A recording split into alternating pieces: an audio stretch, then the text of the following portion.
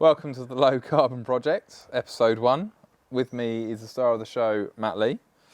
He's embarking on a journey to develop a new build 3-bedroom house, I believe it is. Is that right? Yeah, that's right. And he's building it out of hemp.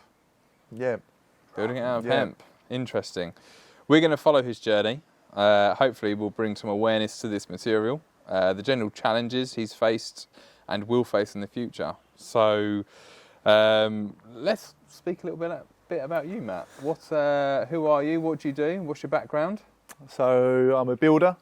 I've been building for forever. Build houses since about 17. 31 now. It was family company, worked with a small family business, and then recently bought a plot of land and wanted to embark and start doing this new build. Wow, that's very ambitious. Like it. And excuse the pad. So the biggest talking point, I suppose, really, is you've decided to build your house out of hemp. Yeah, that's right. Which most people associate with the reefer. hippie clothes or reefer or something like that. So, yeah, why hemp, man? Well, I first got the idea put in my head when we went away for my 30th birthday about a year ago. And we were sat round the campsite and Phil showed me this hemp book and said this is the new material. And I remember when we first looked at it, I actually thought, like, it was a good idea, but I thought in practice I was thinking, is it really like a good thing to be doing? I wasn't like sold on it straight away. But then that was, I'm 31 now, so it was over a year ago. You're nearly 32, by the way. Yeah, I'm nearly 32. Thanks, guys. But yeah, so after reading about it and stuff, it developed. It seemed like a good material in theory. Seems really nice to work with, and obviously for the environmental perspective, it was really good. So, and it's just built and snowballed and ended up to the point where we're doing it. Okay, hemp's a plant. Yeah. Houses are usually made out of solid things like bricks. Yeah. Plants are soft. Yep. How do you build a house out of hemp? Right. Well, it's different because like with your building out of brick, like as one of the methods you can do a cavity wall where it's 30 centimetres thick, Yeah. brick on the outside, 100mm cavity, block on the inside. With hemp, it's actually different. You actually do a timber frame structure, and then you encase the whole timber frame structure with this hemp. Yeah. So there's no cavity, it's just a 30 centimetre thick wall, hemp to hemp, with the timber structure inside. Do you not lose anything without having like the whole point of the cavity wall isn't that to do with like insulation? So you've got a gap between cold outside, warm inside, bit of space in the middle, and that keeps the house warm, right? So how does hemp counteract that? Well, from that point of view, hemp is fine because hemp's really insulative anyway as a material. Yeah. So that's actually one of the easier things. Probably one of the more different things is like moisture resistance and things like that. Because usually you'd have a brick and obviously that's resistant to the rain and moisture and things like that, whereas hemp is something that actually is what they call hygroscopic, and it absorbs moisture and releases moisture. It balances out basically depending on what the moisture levels are outside the hemp wall to inside the wall, and it will slowly equal out to try and balance what's outside. Right. So speak about some of maybe the challenges. Obviously, again, brick and mortar, bricks, whether it be bricks or blocks or whatever it is, it's quite an easy process, right? So it's just block over block, bit of cement in between. Yeah. It's quite an obvious way of building a house. Yeah, it's a standard. So what's the process with hemp? How do you go from a plant, and how do you get that into a wall? So what they do is they grow the hemp, which takes about 4 months for the lifespan of it to grow, and then they strip down the plant and they separate the outside of the stalk. They take that away. I can't remember the name of it, but they separate that, and what they use, and they take the inside of the stalk for what the material is for the building, and I think that's called shiv. Yeah. And that's what they use. Yeah. And then what do you? So you get a bag of. What do you get a bag of? So I'd get a bag. So you buy bales of shiv basically, and you'll get a bale of that, and then you mix it with lime. And when the process of mixing it with lime and water actually creates what is called hempcrete, and so we'll set that into the walls, and then that will set, and it will become solid basically with time. And then you have to render the outside, plaster the inside, and that basically just makes up the wall. So you'll have the timber structure inside, which is doing the structure of the building, because hempcrete isn't structural. Holding all the weight of the roof, basically. Exactly that, and the first floor joists as well. So the timber side is doing that, which is a separate thing to the hemp. The hemp isn't load bearing at all. Yeah. And then the hempcrete will act as the insulation, the weatherproofing, and everything like that. Yeah. All right. So again, very different process. I'd imagine that comes with quite a few challenges in a number of areas. So, for instance, planning. Have you had any challenges using? You've gone to you had the building designed by an architect, stated, right, I'm going to make it out of hempcrete. Surely planning approval, building control. Surely there's going to be an impact there. It's not widely used, is it? So yeah, you're right. Yeah, it's not widely used at all. And the planning side of things is a bit separate because they're more concerned with just how the shape of the building and how it looks from the outside. Whereas, so they're not too concerned with the hempcrete. Although we did mention the hempcrete because we put together a climate change statement to say how it's good for the environment, the build, and planning were concerned with that. Well, like fire safety, something like that. Yeah, well, that comes down to the building control side of things. And the building control side of things was more where it was more difficult, where it's not a widely used material. Yeah. Because if you use something like brick and block, like we talked about, that's such a standard material that they don't need to see any documentation or certification to say that this product is going to perform how it should. Basically, they trust bricks. Exactly because that. we've used bricks for 300 years. Yeah, exactly that. Whatever it might be. So they trust it, they know it. As soon as they see English red brick, tick. Yeah. Whereas hemp. And it's got accreditation. So you get these big bodies that accredit stuff, and they'll certify stuff basically where it gets like there's a European standards, or we still operate with them. But they'll accept them sort of things. But hemp hasn't got any of that sort of stuff. So I've had to go and do a few extra bits to prove that the product is going to perform the same as brick and blocks, or not the same, but it's going to meet the standards that need to be met, basically, in a different way, but it's still going to meet them. Yeah. Gotcha. All right. Okay, well, let's move on to costs. Obviously, the price of everything is going up at the moment. We're 2022, and it's £2 for a litre of diesel, which is astronomical. So how does hempcrete compare to a traditional brick or blockwork building?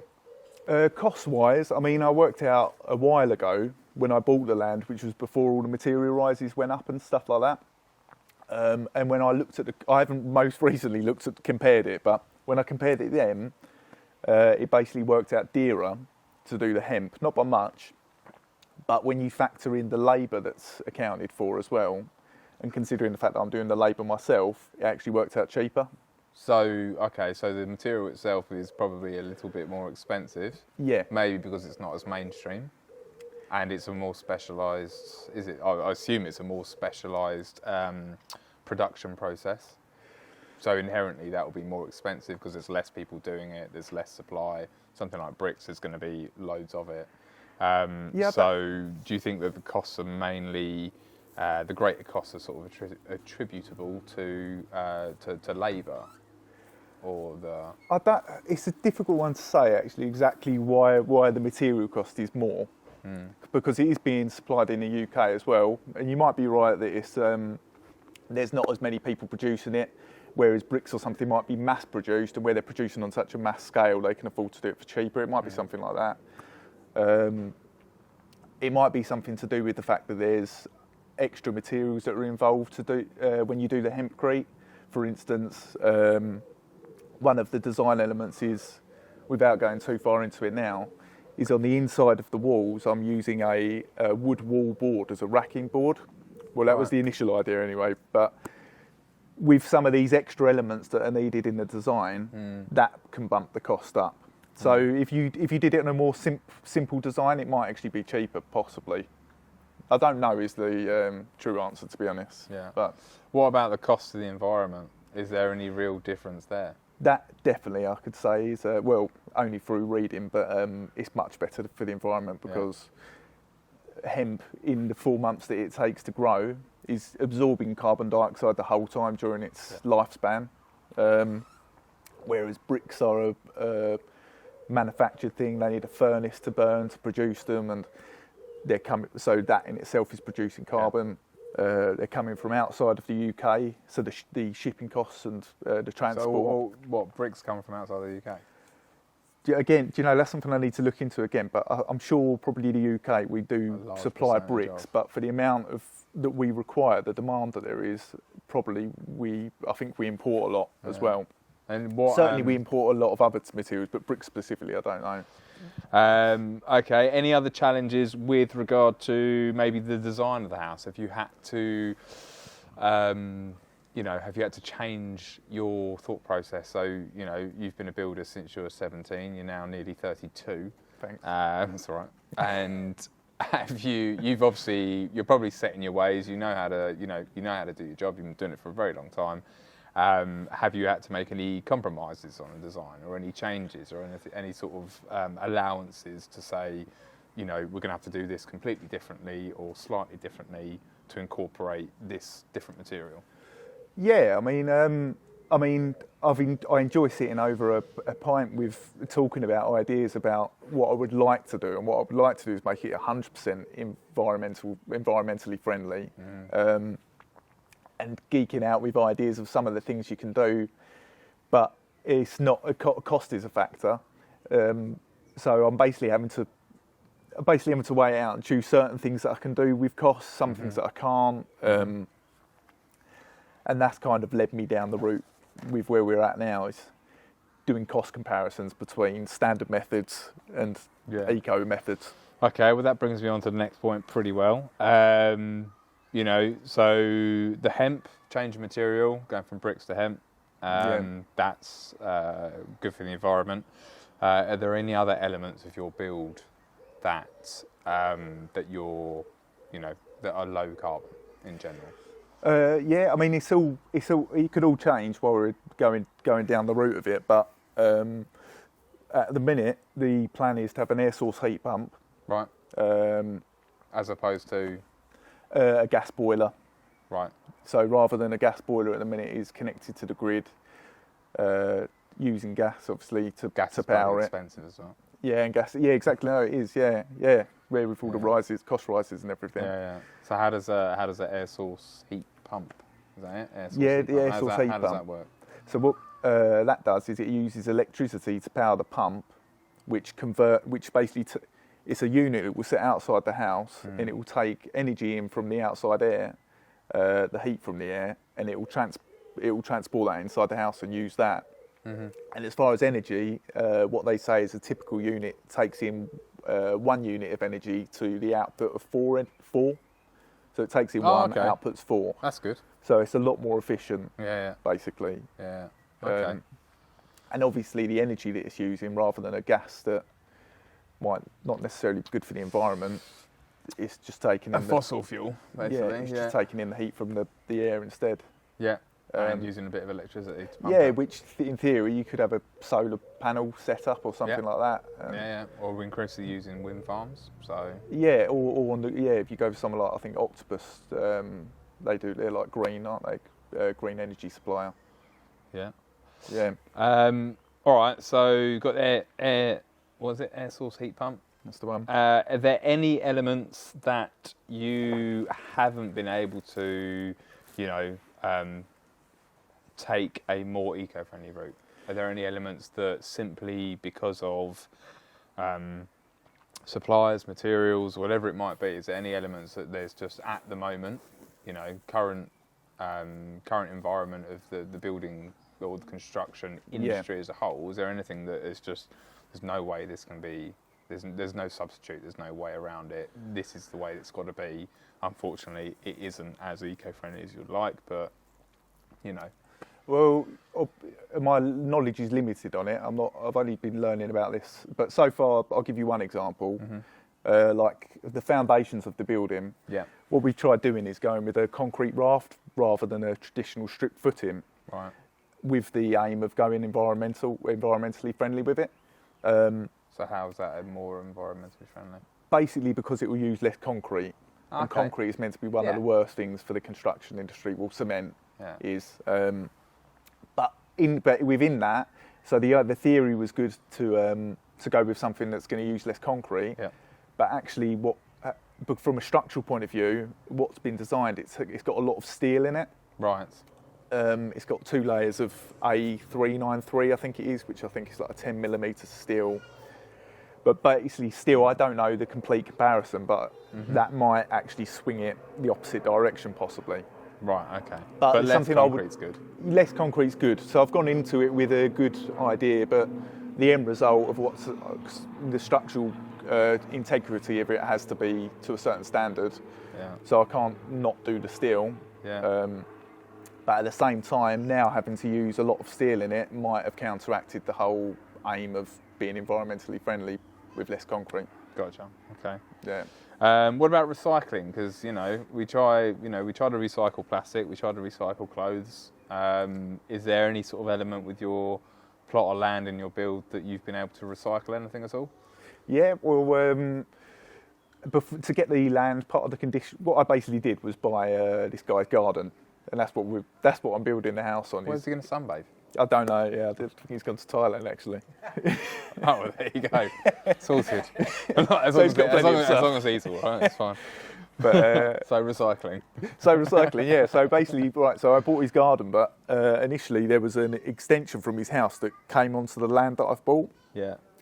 Part of the condition in the agreement was that I would take down the extension, move the kitchen of his that was inside the extension into a part of his house, and finish off the side of his house, make it all good and everything like this.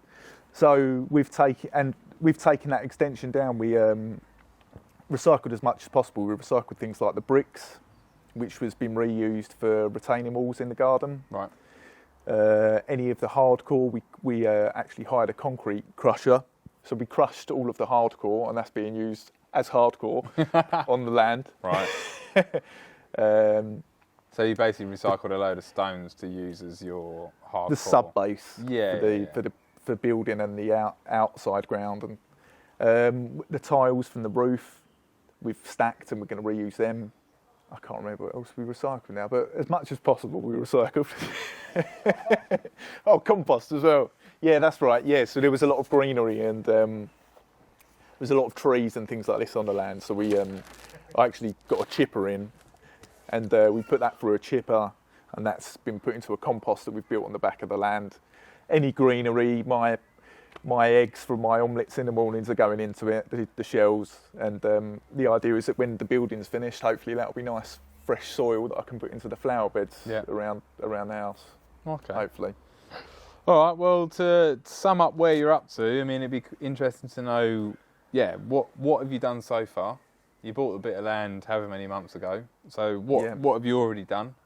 What have you got to do? What are the challenges that lie ahead? Yeah, so like I said, I took down the extension was one of the first things. Yeah. Part of the condition was also I needed to give him a driveway because his driveway was on the land, so I had to do a driveway for the neighbour, do all of that stuff.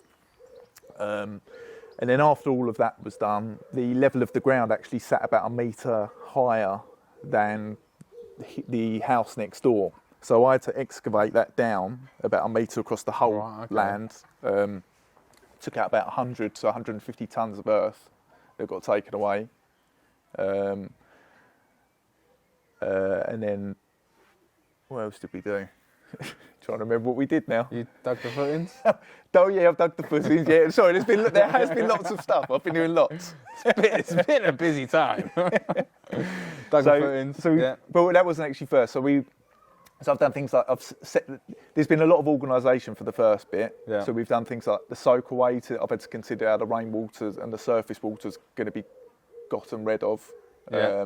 So we did soak away. I've put in a conduit in the ground for the electrical main to be installed. The water main is installed, although it's not connected yet. So some below ground services. Yeah, it's exactly Sort that. out. The utilities and stuff. Yeah. Fencing around the boundaries. Yeah. To separate the garden to a separate plot. So I put up a lot of fencing. Foundations have been dug as well. Shuttering for the foundations and the reinforcement and for the raft, the concrete raft. Where the ground was a lot higher and I've excavated down, my neighbour is also at the level, is at the level that I've dug down to already, but the other side is a field and that is obviously at the higher level. So where I've dug down for my level that I need and the field is higher, I've had to build retaining walls to retain the earth of the higher level ground. Yeah. So I've done all of that sort of thing as well.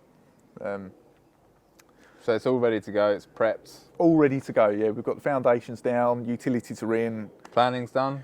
Planning's done, all the organisation's done, building control's done. What are you waiting for? Just some money. Just a bit of money. So yeah, that concludes our first episode. Haven't got anything else to say. Haven't actually worked on an outro. So yeah, see you later. Bye.